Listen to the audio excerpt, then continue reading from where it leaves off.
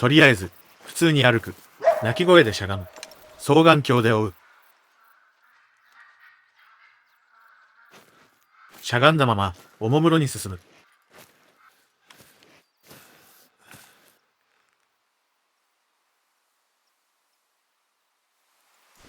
そして、撃つ。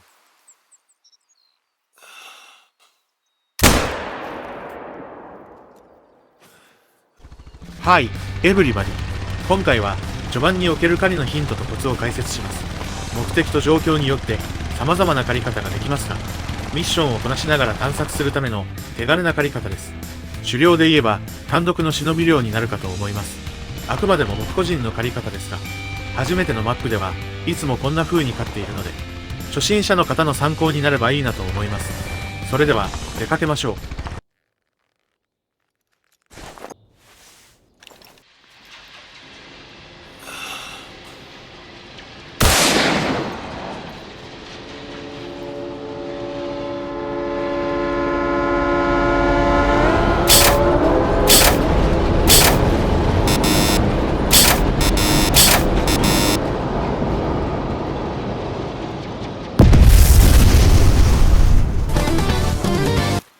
さて、狩りのポイントは3つです。獲物を発見する。獲物から発見されない。獲物を仕留める。基本的に、立ち回りは、この3つのパートに分かれます。ただ、序盤はニードゾーンなど、獲物の居場所が不明なので、彼らの方から発見してもらいましょう。まず、普通に歩きます。足跡などがあったら追っても構いません。ただし、走らないでください。走ると遠距離でも獲物に気づかれてしまい、逃走される可能性がとても高くなります。と言って、しゃがんだり伏せて進んでいては、なかなか前進できません。ですから、普通に歩きます。ぶらぶら歩いていると、いずれ鳴き声がします。多くの場合、威嚇です。獲物はすでに警戒中ですから、そのまま進むと逃げられます。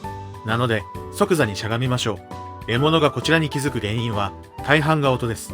何人か、ベテランハンターの数字を見ましたが、90から 95% の獲物が、音に怯えています。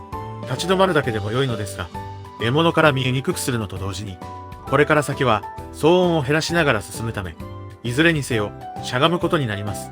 さて、しゃがむと同時に、双眼鏡で鳴き声を追跡します。鳴き声の範囲は広いですが、スキル、天性の特定力で狭めることもできます。ですが、スキルを取らずとも、双眼鏡でも範囲が絞れます。この双眼鏡効果の話は聞いたことがないので、勘違いかもしれませんが、僕はこれで発見が随分と楽になったので、いつもこの手を使います。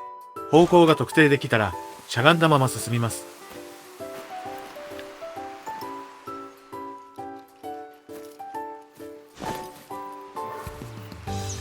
ところで、このクマのように、時折、連続して威嚇されることがありますが、獲物がその場に長くとどまっていたり、匂いなどで警戒心が高まっていると起こります。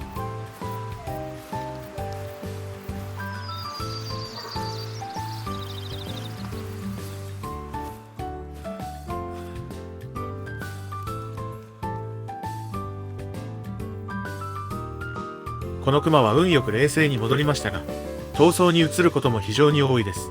獲物は他にもたくさんいますから、遠出して深追いするよりも、さっさと諦めた方が良いかもしれません。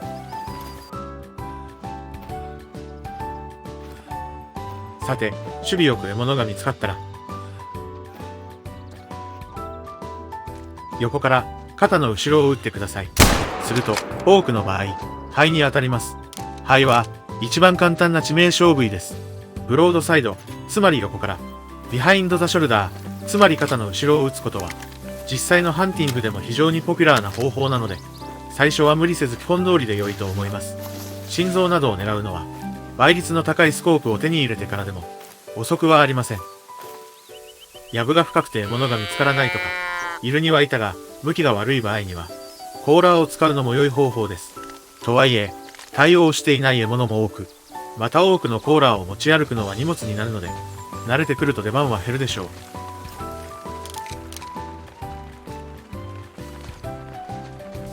基本的にはこれだけです。まず、普通に歩く。鳴き声でしゃがむ。双眼鏡で鳴き声を追跡する。しゃがんだまま、声の方向へ進む。獲物がいたら、横から肺を打つ。あと、気をつけるのは、風上から近づかないこと。これは匂いで気づかれないためです。また、射撃時はしゃがむこと。これは、銃の揺れを少なくするためです。このぐらいでしょうか。いつも成功するわけではなく、むしろ失敗も多いですが、少なくとも、獲物が見つからない、出会えない、すぐ逃げられる、という状況は、かなり減ると思います。DLC なしの、ベースゲームのみでの、購入品についても触れておきます。かつては、まず真っ先に、243のポリマーチップを手に入れて、主戦力にしていました。これは初期無料弾の貫通力の低さを解消するものでした。しかし、現在は270が初期から使えるために、243ポリマーチップに頼り切るシーンは少なくなっています。初期の270はソフトポイントしか使えませんが、貫通してしまえば243よりはるかに強力です。ここを撃ったら抜けるか抜けないか、という判断は必要になるものの、クラス4から6程度の獲物に対して、力不足になることは多くありません。243のポリマーチップはクラス2から3相手、あるいは強力なヘラジカの灰を抜きたい場合などに、限定されていくでしょう。何より、早く手に入れたいのはスコークハイペリオンです。901のライフルスコアが必要で価格は12000ですが、メインミッションをこなしつつ20投ほど狩ると、スコアもキャッシュも溜まっているはずです。ハイペリオンは、序盤のゲームチェンジャーです。スコープ倍率が上がることで成果が劇的に変わりますから、ぜひ真っ先に入手してください。数投狩れば、すぐに1066のライフルスコアとなり、270のポリマーチップが買えるようになります。その後は、このカートリッジを主力として36000キャッシュを目指し、ミッションと狩りを進めましょう。目的は、7mm エンプレスマグナムです。このライフル、およびカートリッジには、必要スコアがありません。お金さえあれば自由自在に使えます。一発ごとにリロードが必要な単発式の銃ですが、4から9クラス対応の強力なパワーを武器に、その後の主力となる光景です。ここまでが、僕の考える、序盤のおおよその流れです。レベル11で、5倍の速距離を手に入れるのも良いかもしれません。ただ、現在は、速距離がなくてもある程度の距離がわかるので、以前ほどには、必要性が高くありません。あとは338マグナムを目指すなり、ライフル以外のスコアを上げるなり、いっそ DLC を買ってしまうなり、このゲームとは、長い付き合いになるのではないでしょうか。というわけで、ざっくりでしたが、今回はこれで終了です。いかがだったでしょうか。序盤の狩りに悩んでいる方の参考になれば幸いです。何かお気づきの点がありましたら、コメント欄にてお知らせください。ご視聴ありがとうございました。